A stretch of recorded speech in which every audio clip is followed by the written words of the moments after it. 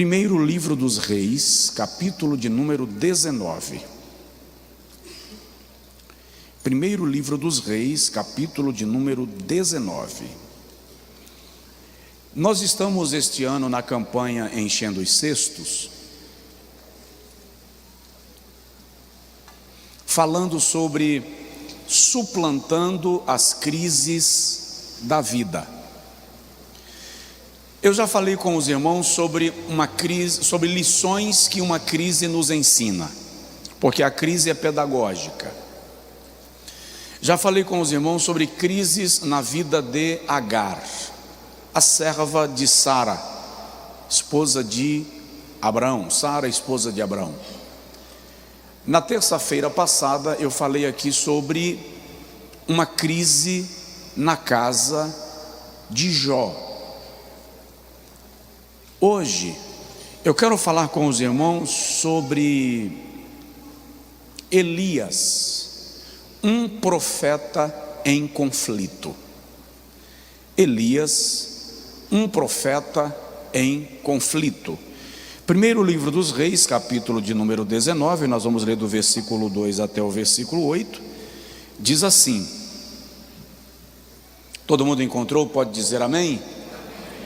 Alguns irmãos se levantaram, então desculpe eu pedir aos demais que também se coloquem de pé, por favor.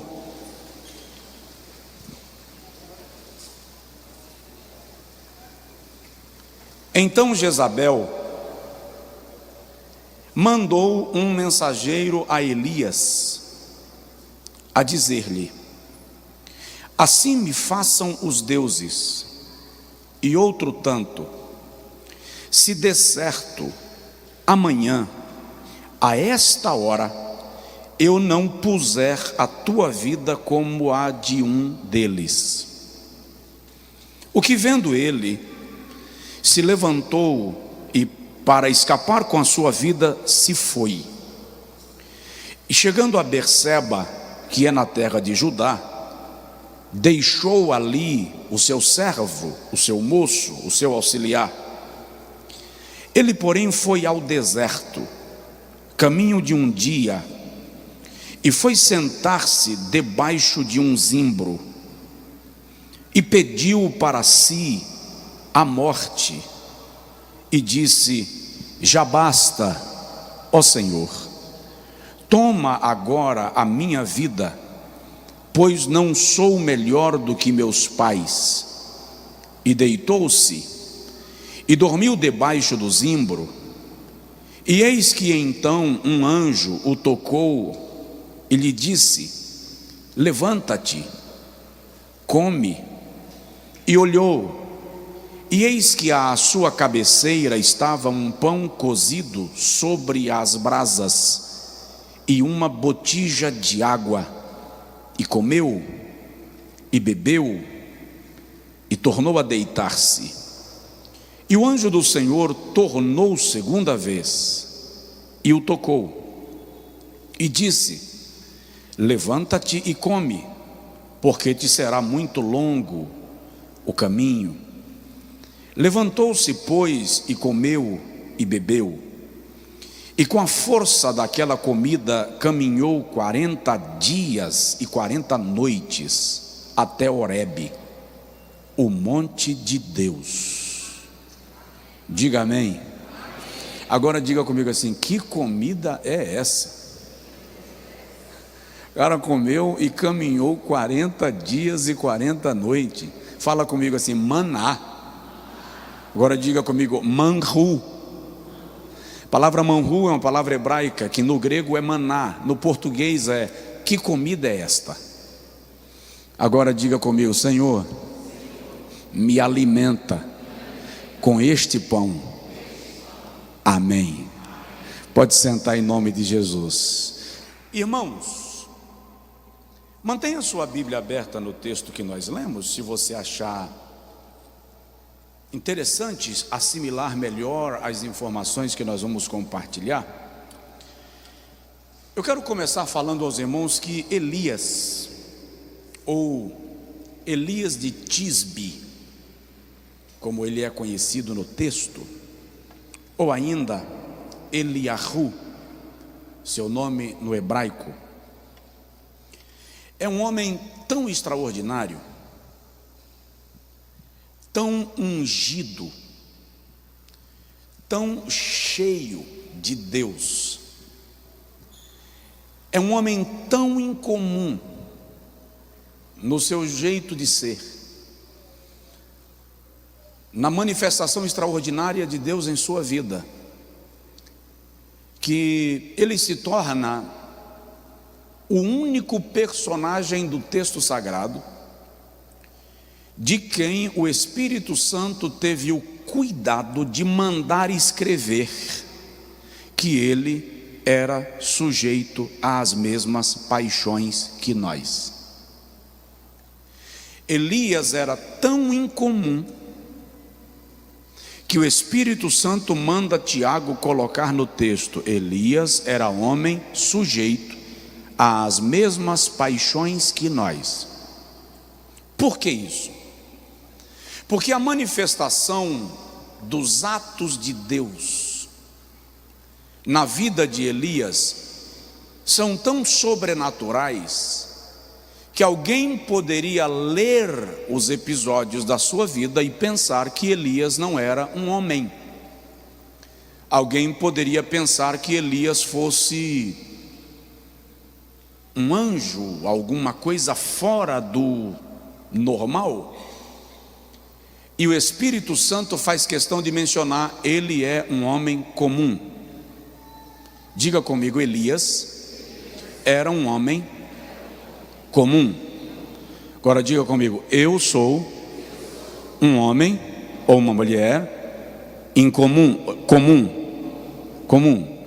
Agora diga comigo: o Deus que Elias servia é o mesmo Deus que eu sirvo.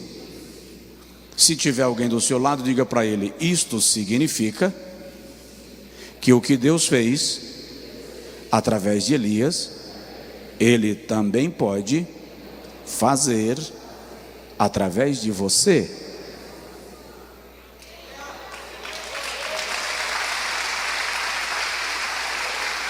Esta é a razão para o escritor, inspirado pelo Espírito Santo, dizer: Elias era homem sujeito às mesmas paixões que nós. É uma forma de nos fazer entender que assim como Deus usou a Elias, ele pode nos usar. Mas Elias também é a prova incontestável de que as crises não são exclusivas daqueles que são fracos na fé. As crises, Elias vai nos ensinar que as crises não são restritas àqueles que são espiritualmente frios. Um homem fervoroso e poderoso, que pela sua palavra controla os fatos da natureza, invoca fogo do céu, mergulhou numa crise tão profunda que por pouco a sua fé não foi abalada. E vou te mostrar isto. Isso serve para a gente entender que por mais espiritual, por mais poderoso e ungido que seja um homem ou uma mulher, ele pode sofrer um abalo na fé e até um colapso. Na próxima terça, se Jesus não tiver voltado ainda, eu vou falar aqui sobre um homem extraordinário que pouco se sabe dele na Bíblia, e que ele permaneceu frequentando o templo e o altar, desviado, apenas cumprindo o seu dever com o culto em Jerusalém, por causa da tamanha crise que ele veio a mergulhar. Elias sofre um colapso espiritual que revela que nós, por mais profundos que sejamos na nossa vida cristã, podemos, como uma vela, queimar, derreter, depois de alguns estalos, apagar e desaparecermos do nosso exercício, do nosso serviço. E isto não significa que nós não éramos espirituais, porque a nossa tendência é imaginar que se alguém esfriou na fé, apagou, sucumbiu, é porque não tinha chamada, é porque não era de Deus, é porque era uma hipocrisia, quando na verdade nós podemos entrar em colapso espiritual. E o pior é que a maioria de nós, quando está descambando num colapso espiritual, num esfriamento e num desgaste sem freio, não percebemos o que está acontecendo conosco. Por quê? Porque funcionamos no automático e não captamos quando a nossa vida espiritual, a nossa vida emocional, a nossa vida ministerial está ruindo, sendo corroída. E presta atenção nisso. Eu não estou falando de pecado, eu estou falando de enfado, cansaço, desgaste, que pode até levar a pecar, justamente porque as defesas vão sendo declinadas, arriadas, desmontadas, e Satanás é covarde o suficiente para atacar você exatamente quando você está vulnerável. Muitos líderes ao longo destes anos cometeram suicídio, pastores, esposas de pastores, pregadores. E eu lamento que na igreja, quando a gente fica sabendo que um cristão cometeu suicídio, a nossa maior preocupação não é com o que o levou a este nível, nem qual a situação da família. A nossa maior preocupação é: será que foi salvo? É incrível esta nossa tentativa de uma espiritualidade inexistente, que nos nega a inteligência de perceber quando alguém perto de nós, fazendo milagres extraordinários, está colapsando, está desmoronando.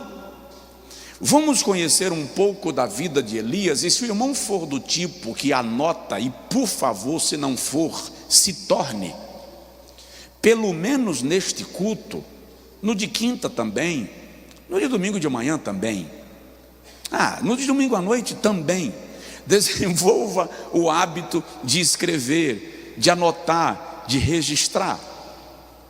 Vamos primeiro tentar descobrir quem é Elias antes do Carmelo, porque a maioria dos crentes só conhece Elias, ou só conhece o Elias do desafio dos profetas de Baal. Mas quem é Elias antes do Carmelo? Onde ele vivia? O texto o menciona, eu já disse, o seu nome no hebraico é Eliahu e significa Jeová é o meu Deus. Jeová é o meu Deus. Este nome por si só já é uma declaração de fé. Israel estava num período de plena idolatria e politeísmo. Quando os pais de Elias declaram o seu nome, Jeová é o meu Deus, eles estão declarando de maneira indiscreta que não vão se curvar nem diante de Baal, nem diante de Azera, porque o meu Deus é Jeová. Então, o nome de Elias já é uma declaração de fé. Quando ele diz a Deus assim: já basta, ó Senhor, eu não sou melhor do que os meus pais, tira a minha vida. Elias nos faz entender, deixa subentendido que os seus pais também eram do ministério profético e possivelmente tenham sido mortos entre os profetas que Jezabel mandou matar. Então Elias está dizendo: eu não estou entendendo por que eu fui preservado, eu não sou melhor do que os meus pais. Sua cidade, diz o texto, Tisbe, não aparece mais no texto sagrado. Flávio Joséfos, grande historiador judeu, que foi naturalizado romano na guerra dos anos 70, quando ele, comandando o exército de Israel, foi capturado por Roma e levado para Roma, Joséfos se torna historiador,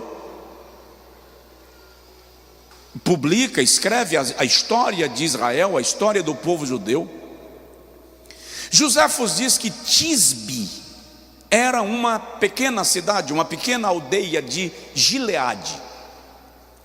Já a versão Septuaginta, ou versão dos 70 da Bíblia, aponta Tisbe como uma cidade do território da Galileia, tanto que Tisbe é chamada de Tisbe da Galileia.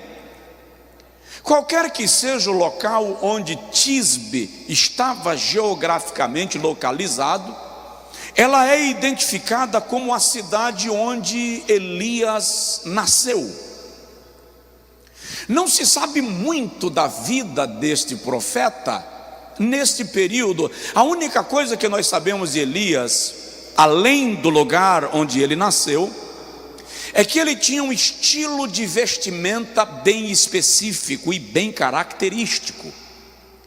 Tão característico que no segundo livro dos Reis, capítulo de número 1, quando o rei manda os seus emissários consultarem a divindade pagã para saber da sua enfermidade, e Elias encontra os mensageiros do rei e lhe dá resposta antes que eles cheguem aos profetas pagãos, versículo 8, segundo Reis capítulo 1, versículo 8. Quando os mensageiros do rei voltam para o palácio, o rei pergunta assim: por que voltaram tão rápido? E eles disseram: porque um homem nos encontrou no meio do caminho e nos disse que certamente tu morrerás, porque deixaste de adorar a Deus para adorar a outros deuses. O rei perguntou: como é o nome do homem? E os mensageiros disseram: não sabemos, não perguntamos. E o rei perguntou assim: e como ele estava vestido? Os mensageiros dizem: ele vestia-se de pele de camelo e usava um cinto de couro. O rei então diz: se trata de Elias, o tisbita. Então, possivelmente Elias é da classe dos eremitas do deserto, que vive no deserto. De algum modo se crê que ele tinha algum vínculo com a escola de profetas que existia em Israel desde os dias de Samuel, de modo que Elias se caracteriza pelo seu jeito de vestir e pelo estilo da sua profecia. Porque os profetas do Antigo Testamento normalmente iniciam a profecia dizendo: assim diz o Senhor. É o que os escritores da teologia chamam de ministério profético dinâmico ou estático. Eles entravam num estado de êxtase pela revelação de Deus e, inspirados por Deus, profetizavam. Você não vê Elias em nenhum momento numa experiência estática, deixa eu traduzir isso aqui, numa invasão do Espírito Santo na sua vida. Elias parece que profetiza da maneira mais natural possível. Digo eu que, segundo a minha palavra, não haverá chuva sobre a terra. Profetizou, acabou. O rei encontra com Elias e diz assim: é você o perturbador de Israel? Elias não fica cheio do Espírito Santo para responder. Ele diz assim: eu não sou perturbador de Israel, mas tu e a tua casa e a casa do teu pai és perturbador de Israel. Elias profetiza de maneira natural, como se ele estivesse conversando. Ele chega na casa da viúva de Zarepta e diz assim: faz um bolo primeiro para mim e depois um para teu filho. E ela diz assim: mas só tem um resto de azeite na botija e um pouco de farinha na panela. Ele diz assim: porque o Senhor me manda te dizer que não vai faltar azeite na botija nem farinha na panela até que chova sobre a terra. Não há um enchimento do poder como nós conhecemos para ele profetizar. Ele profetiza de maneira natural. Vivia, já disse, no deserto, nas montanhas de Gileade, isolado da multidão de Israel. Elias confiava nas promessas de Deus para com a nação.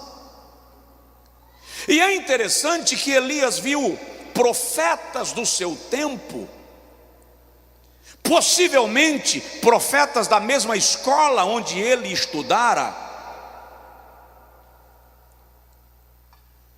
sendo mortos pela ordem de Jezabel. É tudo que a gente sabe de Elias antes do Carmelo. Um homem que de maneira incrível aparece e desaparece. Ele encontra Acabe, confronta Acabe e sai do cenário. Ele não faz questão de ser visto. Eu imagino Jezabel doida em casa, no palácio, dizendo assim: quem é esse profeta?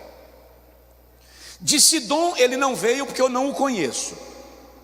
Os daqui eu já matei tudo. De onde vem esse fantasma?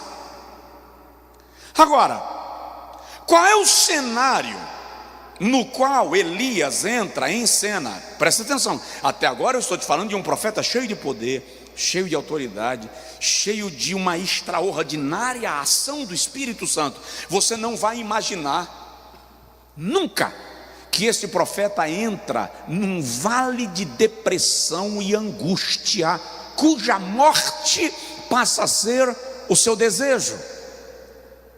Qual é o cenário no qual Elias surge? O cenário político e o cenário religioso de Israel. Primeiro, era um período de sucessão de reis ímpios. Elias via reis ímpios sucedendo outros reis ímpios, e a situação só piorava. Primeiro livro dos Reis, por exemplo, capítulo 16, versículo 25 e 26, diz que o rei que reinara antes de Acabe se chamava Onri. Ele era pai de Acabe.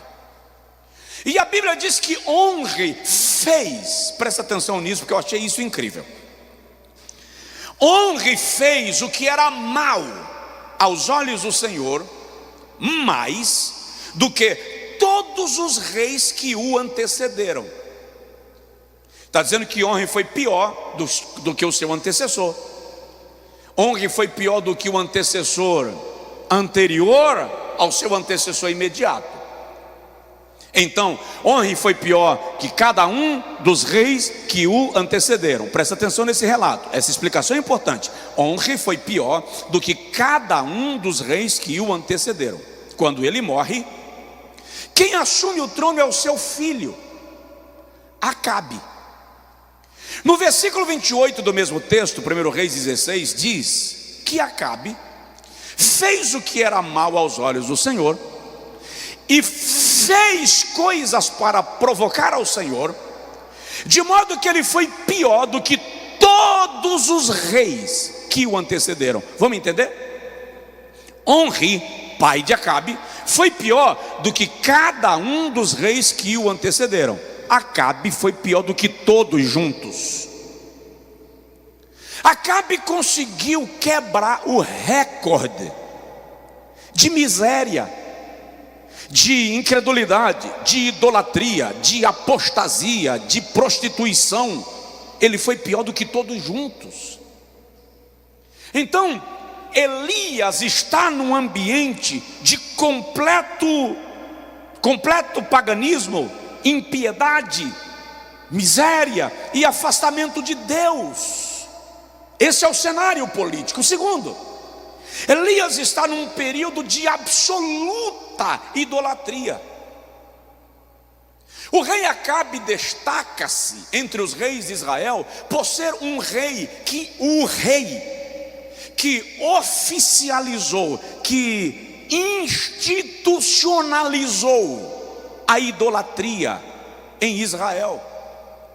O texto diz no primeiro livro dos Reis, capítulo 16, versículo 31, que ele não quis seguir os passos dos reis que temiam a Deus, mas decidiu seguir os passos de Jeroboão. Quem é Jeroboão?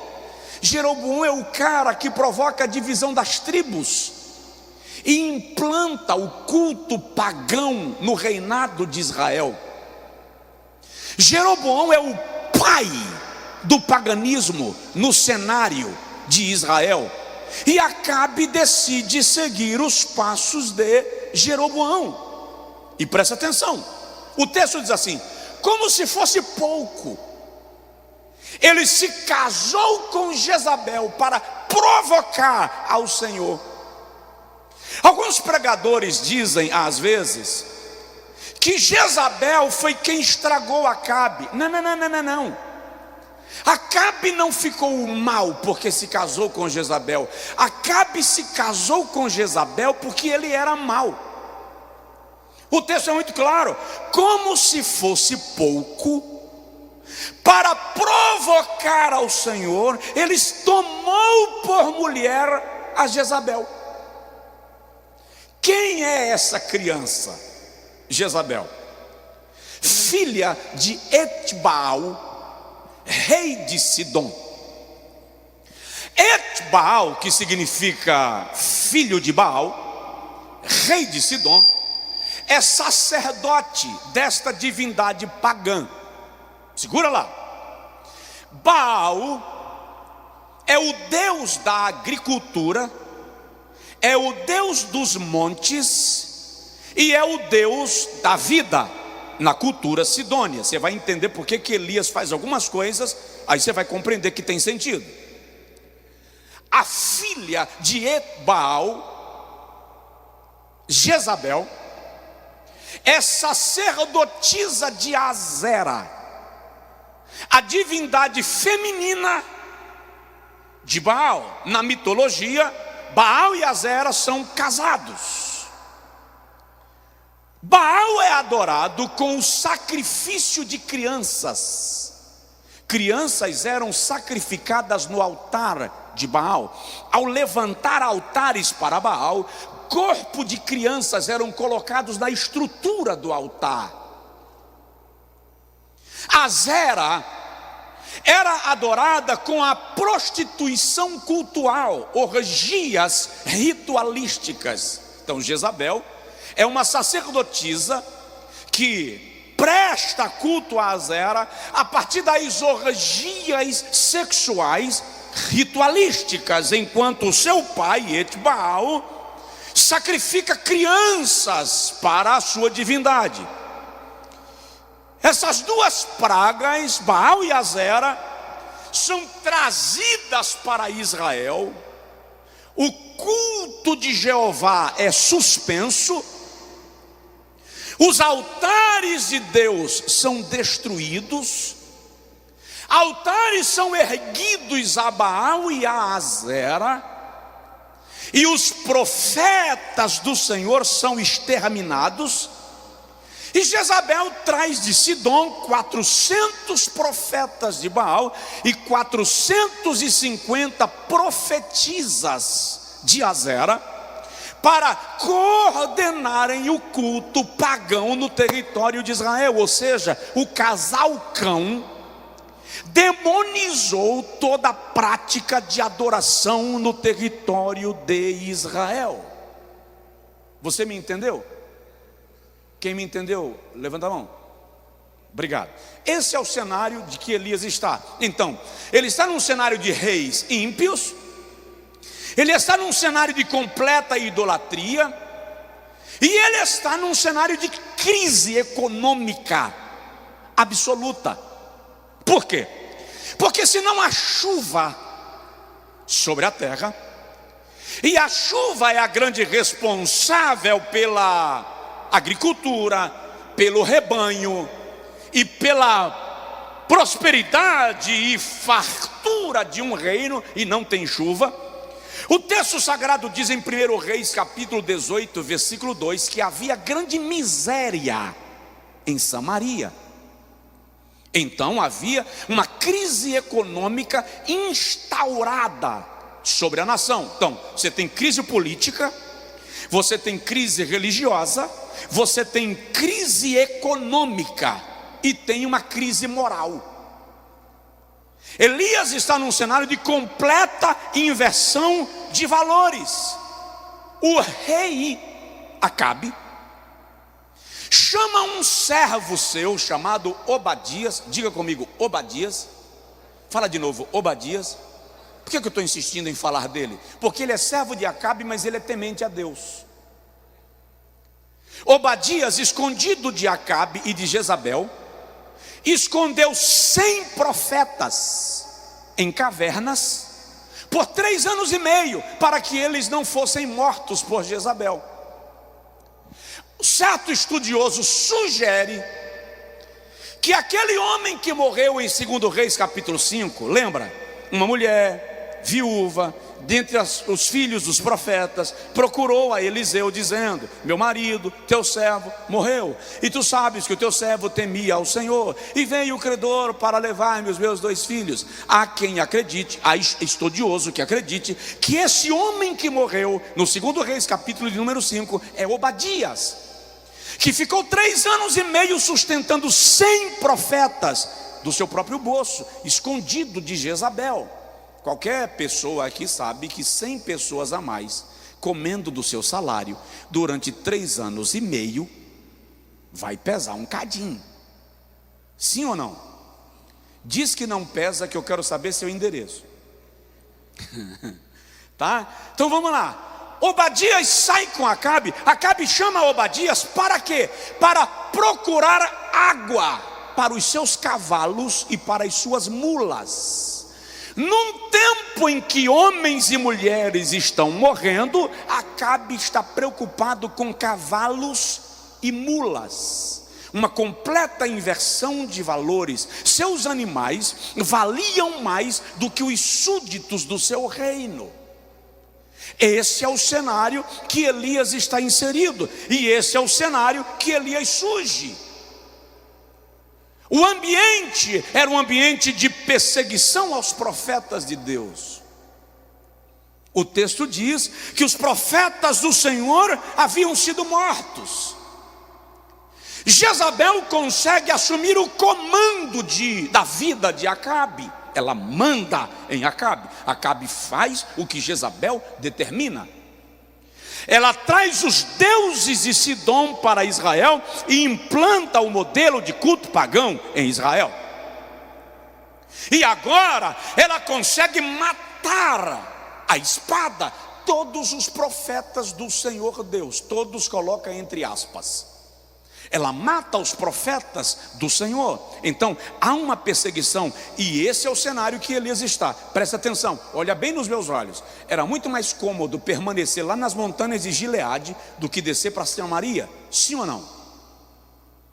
Fica lá escondido. Não deixa Jezabel saber que você existe, Mas Elias surge nesse cenário em que profetas estão sendo mortos. Presta atenção, às vezes Deus te convoca para momentos em que muitos acham mais cômodo permanecer nas sombras, e Deus te chama para você fazer alguma coisa.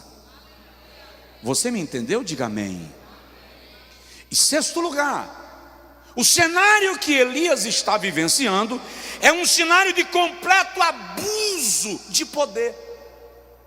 Eu vou repetir: o doentio casal cão não admite não como resposta. Não se pode dizer não a Acabe. E detalhe, Acabe é dengoso, acabrunhado, qualquer coisinha ele ficava bicudo. Ele olhou um dia na janela do seu palácio, 1 Reis 21, da janela do seu palácio, e viu uma vinha na parte de trás do palácio. E Acabe disse: eu quero esta chácara, eu quero essa vinha, eu quero esse sítio. E mandou descobrir de quem era. Descobriu que era de Nabote. E Acabe foi lá e fez uma proposta a Nabote para comprar a vinha. Só que a lei mosaica proibia o rei de comprar propriedades privadas. Para que isso? Para evitar abuso de poder. Segundo, a lei mosaica proibia que uma herança fosse vendida para alguém que não fosse da família. A propriedade da família não poderia passar para alguém que não fosse da família. Então Nabote disse assim: eu não posso vender a herança dos meus pais. Nabote só estava cumprindo a lei. Jezabel chegou em casa um dia e encontrou Acabe cabisbaixo, choroso. Perguntou: o que você tem? É porque eu queria comprar a vinha de Nabote. Jezabel mandou levantar falsas testemunhas contra Nabote, apedrejou a Nabote em praça pública e o matou. E Acabe tomou a vinha de Nabote com um derramamento de sangue. Então, para Jezabel e Acabe, não pode ser suportado.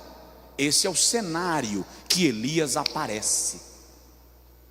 Elias entra em cena quando Israel é um verdadeiro cenário de destruição. Presta atenção: profetas estão sendo mortos, crianças estão sendo sacrificadas, os locais sagrados viraram ponto de prostituição ritualística, e Israel está curvado diante de uma mulher chamada Jezabel.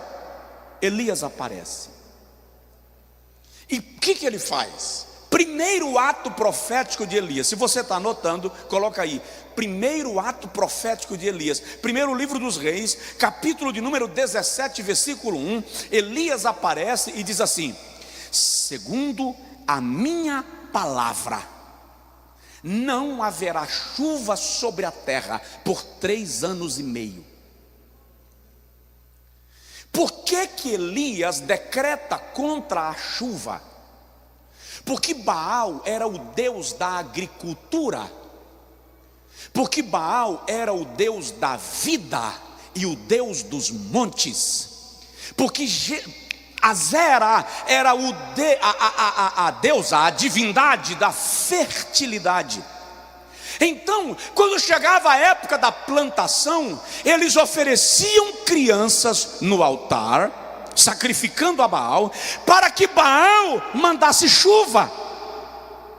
E eles se prostituíam diante dos altares para que os rebanhos procriassem em abundância. Quando Elias diz: segundo a minha palavra, não haverá chuva sobre a terra, ele está dizendo o seguinte a Jezabel e a Acabe: o Deus de Israel é tão poderoso que a simples palavra de um servo é mais poderosa do que os deuses que vocês estão adorando, quanto mais o Deus Jeová. O que Elias está dizendo é: um profeta de Jeová tem mais autoridade do que Baal e Azera juntos. Então, como é que vocês desistem de servir a Deus Jeová? Vamos aprender a lição? Quem é servo de Deus aqui, levanta a mão.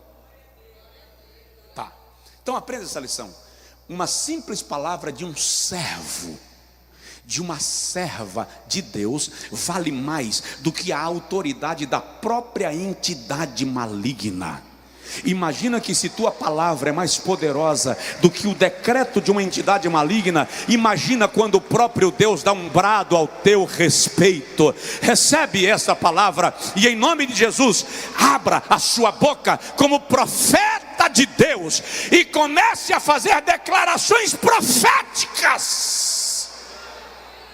É isso que Elias está nos ensinando. E é incrível, parou de chover. Não chove em Israel 3 anos e meio. Chove em Judá, mas não chove em Israel. E Deus diz a Elias: agora vai para a beira do ribeiro de Querite, que lá eu vou te manter, lá tem água. E eu já mandei uns garçons, uns corvos, que vão te levar pão e carne. Presta atenção nisso, irmão. Corvo come carne, pão não. Então como é que esse corvo chega em algum lugar e rapta um pão e leva para Elias? Jeová mandou. Deus deu uma ordem. O Senhor ordena algum bando de corvos e diz assim: vocês vão levar pão para o meu profeta na beira do ribeiro. E o corvo pega pão em alguma casa por ali, e o corvo pega um pedaço de carne em algum lugar por ali e leva para Elias. E Elias vai sendo alimentado. Você não me entendeu, não é possível. Eu vou traduzir. Deus está dando ordem de provisão para você. Deus está dando ordem de provisão para você. Agora presta atenção: é um profeta poderoso ou não? Ele não é cheio de Deus? Cheio de unção? Não vai chover e não chove? De repente Elias aparece a Acabe. Aqui vem o segundo ato profético de Elias. Eu vou chamar de desafio profético. Elias diz a Acabe assim: pega os 400 profetas de Baal, e o 1 Reis 18, e as 450 profetisas de Azera, leva no Monte Carmelo, e lá nós veremos quem é o verdadeiro Deus de Israel. A Bíblia Sagrada diz que quando chegam no Monte Carmelo, você conhece essa história, Elias pega pedras e edifica um altar ao Senhor, e algumas versões diz pedra bruta. Por quê? Porque os altares de Deus foram demolidos. Elias está improvisando um altar. Enquanto Elias levanta um altar, os profetas de Baal já têm altares levantados. Depois que o altar está levantado, Elias olha para eles e diz assim: vocês vão clamar primeiro, para que o vosso Deus responda com fogo. Depois clamarei eu. Tudo isso a gente conhece, é por isso que eu não estou tomando tempo em detalhes. Eu quero ir lá para a crise de Elias. Depois eu clamarei. O Deus que responder com fogo será aclamado Deus em Israel. Todo mundo concordou? E a Bíblia diz que os profetas de Baal e de Azera começaram a clamar. E a história diz, o historiador diz que os altares de Baal tinham alguns córregos que passavam por debaixo do altar e pelas laterais do altar, onde eles colocavam azeite. Porque no momento que eles estavam mais fervorosos, mais empolgados, alguém acendia o fogo, para que o fogo subisse e tomasse conta do altar, e era ali que as crianças eram sacrificadas, queimadas vivas para Baal. Por que Elias manda abrir um rego em torno do altar? Ele cria um vale em torno do altar. Parece que Elias vai fazer a mesma coisa que os profetas de Baal. Já tem um vale ao redor do altar. Só que enquanto os profetas de Baal colocavam azeite, Elias manda colocar água. Por quê? Porque Elias está dizendo: o Deus de vocês precisa de ajuda para acender fogo. O meu Deus não depende de circunstância adversa para manifestar o seu poder. E eles clamam, e eles oram. Às 3 da tarde, Elias diz: agora para, que chegou a minha hora, agora quem vai clamar sou eu. E a oração de Elias não é longa. Ele ora assim: ó Senhor Deus de Israel, mostra para este povo Israel que tu és Deus em Israel e que eu sou teu servo. Bastou. A Bíblia diz: desceu fogo do céu, queimou o holocausto, queimou o altar. E quando diz lambeu a água, o sentido literal é: havia chama caminhando sobre a água. O fogo queimou até a água que estava ao redor do altar. O fogo transitava sobre a água. Presta atenção, quando o povo de Israel vê isso, irmão, a Bíblia diz: toda a nação. Você está entendendo isso? Toda a nação, diga comigo, toda a nação se curvou e começou a bradar e dizer: só o Senhor é Deus, só o Senhor é Deus, só o Senhor é Deus.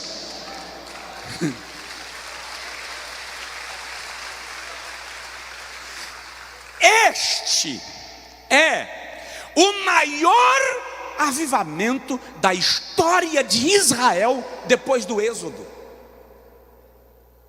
Vou repetir: este é o maior avivamento da história de Israel depois do Êxodo. Israel nunca tinha visto algo tão extraordinário. A última vez que toda a nação cantou dizendo só o Senhor é Deus foi na travessia do Mar Vermelho. Há um avivamento em curso, e Elias está tão convicto desse avivamento que ele agora grita para a multidão que está cantando só o Senhor é Deus, só o Senhor é Deus. Ele diz: pega os profetas de Baal e de Azera e faz com eles o que a lei manda. O que a lei mandava? Matar. Todos aqueles que sacrificassem seres humanos às divindades eram punidos com a sentença de morte. Elias, diz o texto, ele destrói o sacerdócio idólatra. Acabou a festa. Israel está em avivamento. Lindo demais. Muito poder, muita autoridade, muita unção, muita glória. Agora Israel vai viver o maior avivamento de todos os tempos, até o momento que o mensageiro chega. Capítulo 19, versículo 1 e 2 diz assim: Jezabel manda te dizer que amanhã a esta hora tu serás como um dos profetas de Baal, ela vai te matar. Sabe o que é estranho aqui? Vamos lá. É estranho porque o texto diz, no final do capítulo 18, que quando terminou todo o movimento de avivamento, cada um voltou para a sua casa. Diga comigo: cada um voltou para a sua casa. Vamos traduzir. Terminou o culto aqui. O pastor Josué foi tremendamente usado por Deus. Que coisa linda, como Deus usou o pastor hoje à noite, meu pai. Só que quando termina o culto, cada um volta para a sua casa. O texto diz que Acabe foi comer, foi banquetear, foi festejar. Então, enquanto cada um volta para casa, os inimigos do profeta vão fazer banquete, vão se preparar para a segunda fase, para a segunda temporada. Elias ficou só. É aqui que começa a crise. Se eu não tive medo de 850 profetas, por que agora eu teria medo de uma mulher? Porque esta mulher é Jezabel. A crise de Elias começa aqui, depois do maior avivamento que Israel viveu, provocado por ele. Olha para mim. Pode um homem, uma mulher que foi profundamente usado por Deus, de repente mergulhar numa crise depois do maior avivamento que ele pode ter provocado? Pode. Elias sai do pico para o vale. Ele sai de um nível de autoridade espiritual para um nível de fraqueza humana extraordinário. Vem comigo, já estou caminhando para fechar. Quais são os sinais da crise de Elias? Se você está anotando, coloca aí, sinais da crise. Quais são os sinais da crise de Elias? Primeiro, frustração. Elias esperou que Israel se converteria. Elias esperou que todo mundo se voltaria para Deus e sairia quebrando os altares de Baal e de Azera, mas cada um voltou para a sua casa. Significa, voltou para a sua vida, voltou para a sua zona de conforto, voltou para a sua tranquilidade. Isso é problema do profeta. Frustração. Por isso ele diz: já basta, ó Senhor, cansei, estou frustrado. Não aconteceu nada do que eu previa. O fogo desceu do céu, o fogo lambeu a água, o Senhor é Deus, a nação gritou, mas ninguém mudou.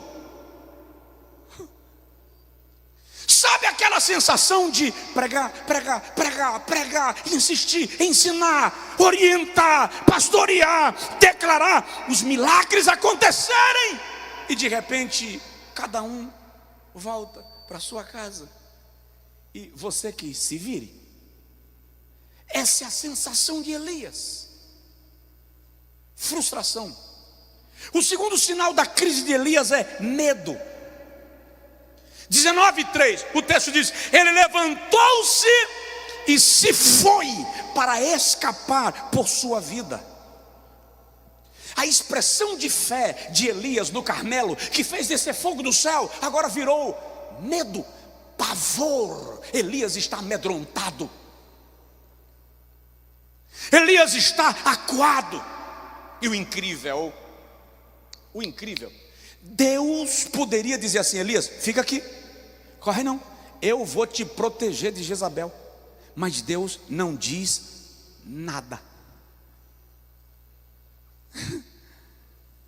Você me entendeu não? Tem alguém aqui? Deus não diz nada. Por quê? Porque há momentos que Deus não fala.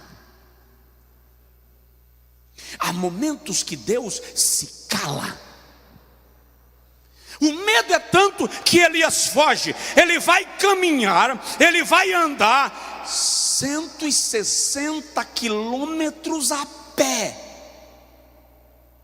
por causa do medo. Porque o medo te bloqueia. O medo fragiliza a sua fé. O medo tira a tua visão. O medo te força a fugir.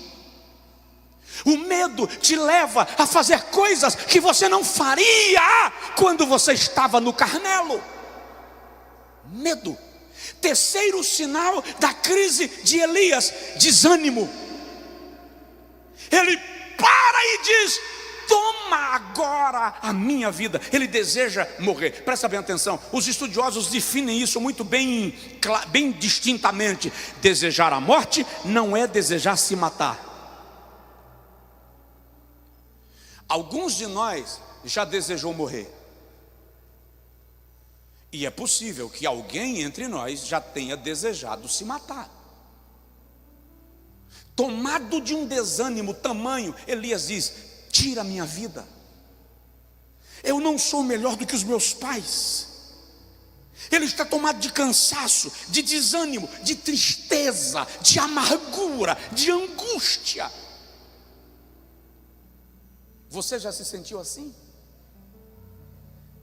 Você já fez algo que você imaginou que os seus funcionários iriam te aplaudir, que os teus amigos iriam te abraçar, que as pessoas de quem você espera reconhecimento iriam te valorizar? E ele se vai, e você fica sozinho, frustrado, amedrontado, desanimado. E só quem já experimentou desânimo no seu mais intenso sentimento sabe que às vezes você acorda e não tem ânimo para abrir o olho. Você abre o olho e não tem ânimo para levantar. Você senta e não tem ânimo para ficar em pé. Falta vontade de viver. É o caso de Elias. Mas pastor, para que tudo isso? Elias não viveu um grande avivamento ontem, e agora ele está nessa situação. É a sensação de fracasso. Tudo foi lindo ontem, mas não resultou em nada. Elias se sente um profeta em pleno fracasso. Fracassei. Fala a verdade. Quem já teve, não precisa levantar muito alto não, bem baixinho, tá? Para ninguém ver. Quem já teve a sensação de fracasso absoluto numa jornada? Levanta assim a mão, bem discretamente. Deu tudo errado.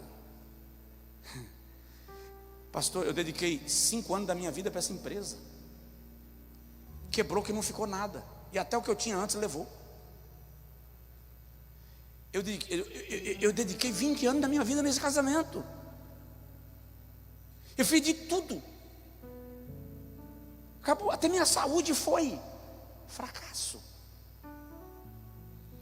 Junto com a sensação de fracasso, Elias sente solidão. Estou só. Todos os teus profetas morreram. Ele se sente só. E a psicologia moderna pontua a chamada solidão social. Você está no meio de pessoas, mas se sente só. Você está entre amigos, mas está só. E a solidão, para quem está no estado de Elias, é uma companhia perigosíssima. Eu lembro de uma época, eu estava num estado de depressão, de angústia, de fragilidade, destruído. E fui pregar numa cidade de São Paulo, no interior de São Paulo. Quando eu cheguei lá, inverno, me colocaram hospedado num hotel fazenda. E o hotel era de chalés. Cada chalé ficava distante um do outro. Então, o cara está deprimido, pedindo para morrer, e sai de casa, sai do seu ambiente de aconchego, sai do ninho, e vai para um lugar onde você não conhece ninguém no inverno. Então quando você abre a porta está tudo cinzento.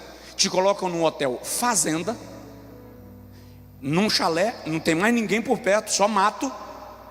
E por incrível que pareça, eu acho que naquele fim de semana não tinha um hóspede no hotel além de mim, porque eu não encontrei um pé de gente no café da manhã. Ô irmãozão, é só mandar o esqueleto da Machadinha passar, já era. Já foi. E eu pregava.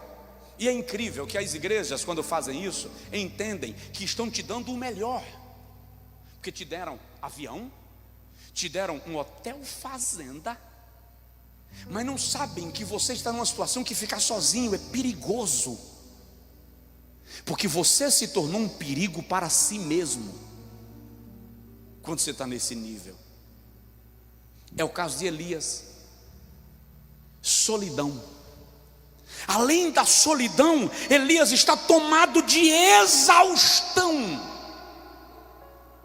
Ele está tão cansado que ele consegue deitar na areia quente do deserto, debaixo de um cacto, e dorme.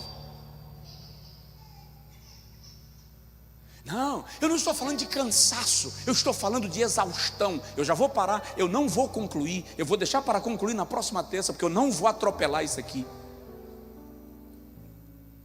Ele está exaurido, sugado.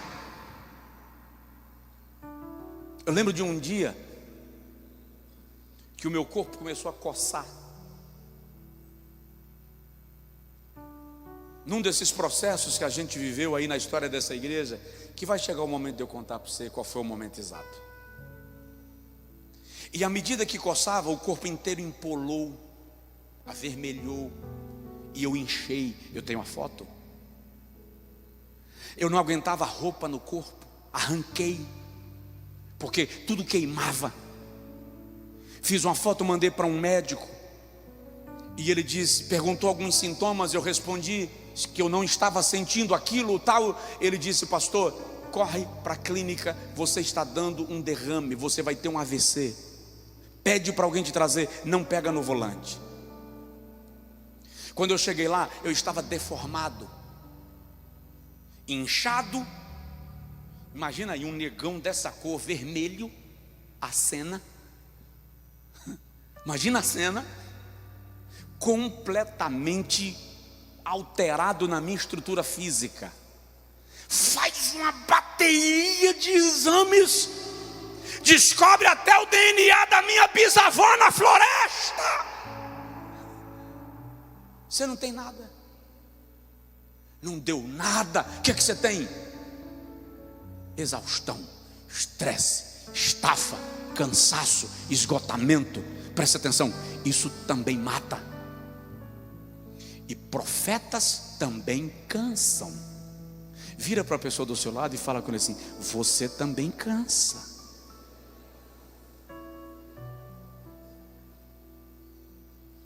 Essa era a situação de Elias. E além da sensação de fracasso, de solidão, de exaustão, vem o esgotamento. E é incrível, e aqui eu paro. Terça-feira a gente continua. Quando você chega nesse nível de esgotamento, você não quer companhia. Você já se viu nesse momento que você não quer ninguém perto? Pelo amor de Deus, cala a boca, fala nada. Você não quer grito de criança. Você não quer tua mulher dizendo assim: ô meu filho. Não, você não está com paciência. Você está num nível de esgotamento.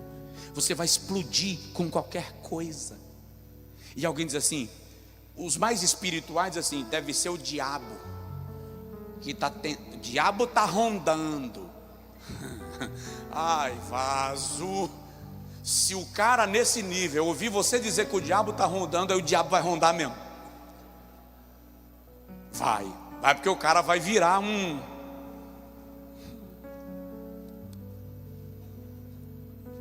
Chegou num nível que você não suporta mais. Capítulo 19, versículo 5 diz que Elias chegou na terra de Judá e deixou seu moço. Fica aqui. E seguiu só. Ele estava no nível mais elevado do esgotamento físico, mental e espiritual. Não, eu não estou falando de um crente frio, eu não estou falando de um crente fraco, eu não estou falando de um crente meia boca, eu não estou falando de um crente que tem a vida dissoluta e bagunçada. Eu estou falando do camarada que diz assim: se eu sou homem de Deus, desça fogo do céu, e o fogo desce. Eu estou falando de um homem que diz assim: segundo a minha palavra, não haverá chuva, e parou de chover. Eu estou falando de um homem que diz assim: mostra para esse povo que tu és Deus em Israel e que eu sou teu servo. E o fogo desceu do céu e queimou o altar e ainda caminhou sobre a água. Então, você que está aqui no templo, você que está em casa, presta atenção: esgotamento espiritual, exaustão espiritual, crise espiritual não é sinônimo de fraqueza, não é sinônimo de afastamento de Deus, não é sinônimo de pecado, é sinônimo de cansaço. A corda esticou além da conta e está dando sinais que vai quebrar. E o pior é que nesse nível não chega ninguém para segurar na corda e dizer: não quebra. Cada um foi para a sua casa, cada um voltou pelo seu caminho, e Elias ficou só. Você já se perguntou sobre... Agora nós estamos numa limitação que quem sentou do nosso lado necessariamente é alguém da casa. Mas quantas vezes você sentou do lado de alguém e sequer percebeu esse alguém? Quantas vezes a gente ouve um pastor pregando, uma mulher, uma missionária, uma pastora pregando, dirigindo o círculo de oração, maestrando o coral, tocando no louvor, e a gente diz: como ele é uma bênção. E às vezes o indivíduo é uma bênção para você, mas ele está destruído. E a gente não se perguntou: será que precisa de um abraço? Será que eu poderia chegar em casa hoje e orar por esta pessoa? Eu atendi, não faz muito tempo, um camarada, presta atenção, ele é crente, casado, esposa médica, um filho de 4 anos, conhecedor extremo da Bíblia, mergulhado na cocaína.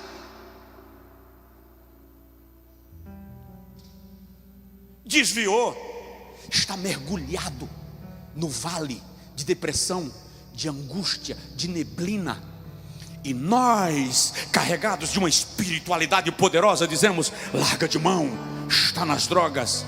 Quando Deus não nos chamou para jogar na lama, Deus nos chamou para caçar caranguejo. Mete a mão na lama, tira o cara de lá, resgata-o, porque Deus pode usá-lo de maneira poderosa.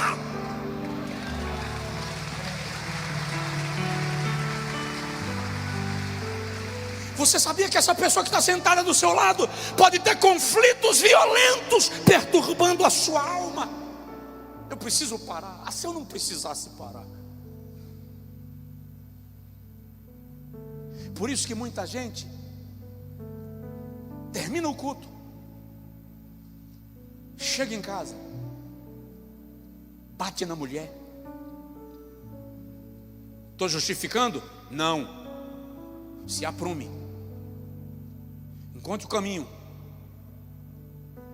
Quer bater em alguém, dá murro no poste. Chega em casa, encharca a cara de uísque. Chega em casa, empanturra de ansiolíticos. Mas está na igreja. E a gente é espiritual, mas não o suficiente para saber que pode haver um Elias sentado do nosso lado, que mergulhou na angústia e na depressão. É crise. Semana que vem eu vou continuar. Eu vou te falar a que nível a depressão de Elias chegou. E vou te falar a forma extraordinária como Deus reverteu o nível que Elias estava e lhe levou a um nível ainda mais poderoso de ministério. Por que eu estou dizendo isso? Para te dizer, você que está aqui no templo e você que está em casa, não sei o nível de angústia e de aflição de alma que você está, mas eu sei que Deus é poderoso para descer no vale mais profundo ao teu encontro e te trazer de lá e te levar para uma nova dimensão.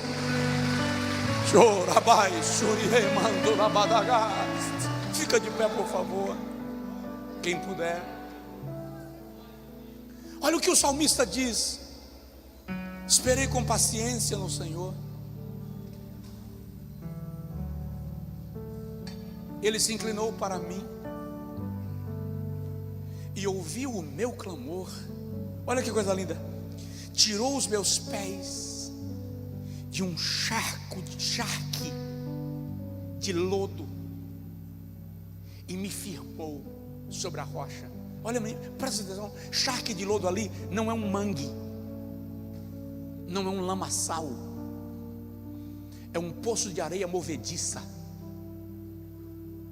Quando o indivíduo chega nesse nível de Elias, ele não encontra mais o fundo, ele só desce, só mergulha.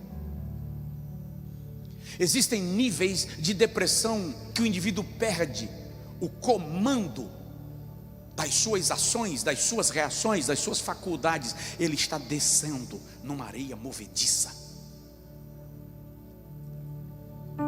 Não cabe julgá-lo, cabe socorrê-lo. E é incrível, socorrer às vezes é não falar nada, porque o indivíduo não está em condição de ouvir nada e de ouvir ninguém, ele não quer ouvir. Socorrer às vezes, dá licença, é só sentar do lado e ficar calado, só para dizer assim: se você precisar, eu estou aqui. Se você precisar, eu estou aqui.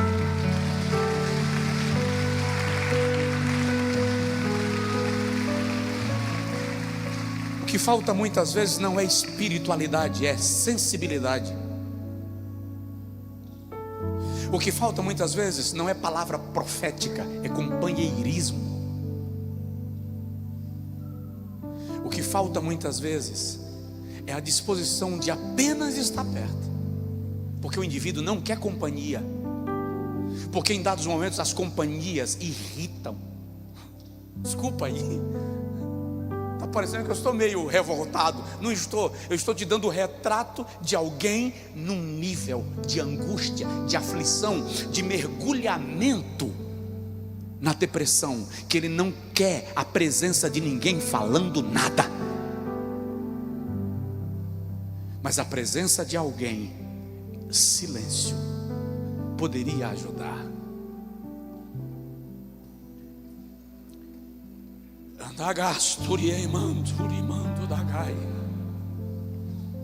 A esperança para você. Um homem de Deus, uma mulher de Deus pode entrar em crise. A crise emocional, psicológica, espiritual que você está não indica que você é menos crente. Só indica que a corda esticou demais. Mas aqui está o Deus que forma a terceira dobra, e o cordão de 3 dobras não se quebra. Tem um versículo na Bíblia, eu cito e a gente ora, que diz assim: os que esperam no Senhor renovarão as suas forças. O texto literal de renovar ali não é Deus pegando a tua força e te dando força nova. É como se você fosse um fio de teia de aranha, mas um fio de aço é posto para dar suporte. É como se Deus dissesse: se você esperar em mim, a sua força é só um fio de teia de aranha, mas eu estou colocando um fio de aço. E o que é que você tem que fazer? Pega a tua pouca força, que é apenas um fio de teia de aranha, e enrola nesse fio de aço. Se apega ao Senhor, gruda nele, trava nele. Vou usar um termo da minha avó: enrosca em Deus. Segura, faz como Jacó: eu não te largarei enquanto não me abençoares. É o reforço que você está recebendo nesta noite. Pai, esta é a tua palavra. E eu quero pedir, Senhor, que durante esse louvor que nós vamos entoar agora, esta palavra seja fixada consolidada, apilada, revelada, esclarecida na alma, no espírito deste homem e desta mulher. Faze-o sair daqui renovado, renovada, revestido, porque ele está caminhando rumo ao deserto sem destino, mas o Senhor já marcou o ponto de encontro, porque o Senhor sabe o lugar onde ele precisa comer pão e beber água. Ministra sobre ele. Você precisa de oração? Você desejaria vir à frente para receber uma oração específica? Você está se sentindo um Elias? Se está se sentindo um Elias, dá um passo à frente. Não precisa se constranger não. Vem. Deus tem um encontro contigo. Eu não vou demorar mais, nós já vamos encerrar, mas eu preciso orar por você, porque Deus é poderoso para curar a sua alma, para fortalecer você, para renovar as tuas forças no cenário de deserto que você está.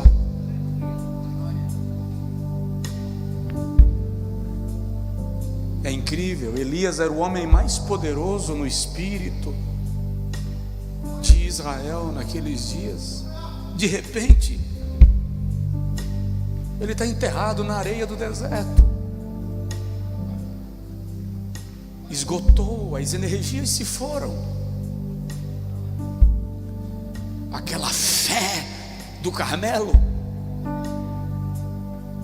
se transformou em medo no caminho do deserto. Mas Deus vai encontrar-se com você nessa viagem. Vai te dar pão, vai te dar água, vai te dar colo e vai te levar a uma nova dimensão de vida. Deixa eu aproveitar esse momento de clamor. Tem alguém que nesta noite deseja se reconciliar com Deus? Está afastado da igreja e deseja renovar a sua aliança com Jesus? Alguém que ainda não fez uma entrega da sua vida ao Senhor e deseja fazer isso hoje? Se tiver, dá um sinal com uma das suas mãos. Venha ao meu encontro, nós vamos orar por você. Deus te abençoe, filhão, Deus te abençoe. Aqui temos um rapaz. Tem mais alguém? Deus te abençoe, você também. Deus te abençoe. Cheguem mais para cá um pouquinho, por favor. Os dois. Chega aqui um pouquinho mais, por favor. Tem mais alguém? Sabe o que é que isso aqui revela? Vasos de barro.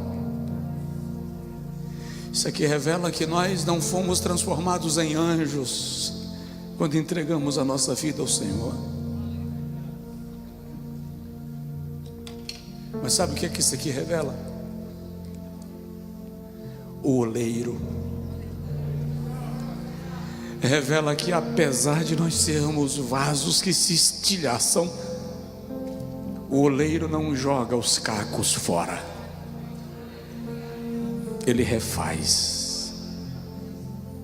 Pai, aqui estão irmãos e irmãs, dotados de um tamanho poder de franqueza, de um tamanho poder de honestidade, de um tamanho poder de humildade, admitindo, Senhor, que no caminho do deserto eles estão esmagados pela dor, pela frustração, pelo medo, pelas decepções, pelo cansaço. Estão esgotados, exaustos, mas eu quero pedir, Senhor, sobre eles o poder da Tua palavra operando, fazendo-os se levantar, estarem de pé na caminhada, na jornada da vida.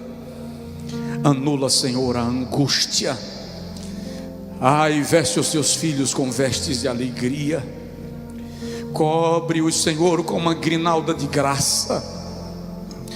Dá aos teus servos um renovo espiritual, porque somos como o fio da teia de aranha, não suportamos o peso. Mas se o Senhor trouxer para nós o fio de aço, se o Senhor trouxer sobre a nossa pequena força a tua grande força, o nosso poder será, a nossa fraqueza será manifestada em poder. O teu poder se aperfeiçoará em nossa fraqueza, e nós vamos superar a crise e o deserto.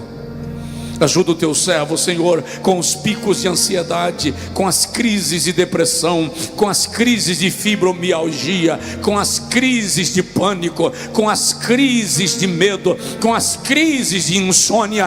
Ai, carabagabassuri, ai, tarabagai.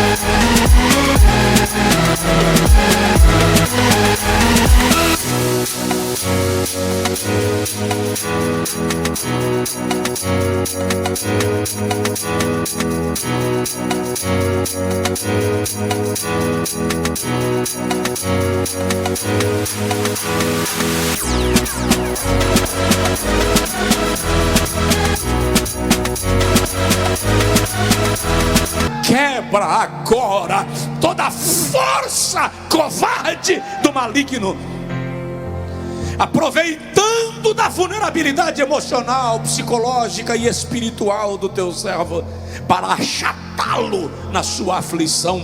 Levanta o teu servo em graça, levanta o teu servo em poder, levanta a tua serva com sabedoria, com inteligência emocional, com inteligência espiritual. Ajuda teu filho, ajuda a tua filha, em nome de Jesus.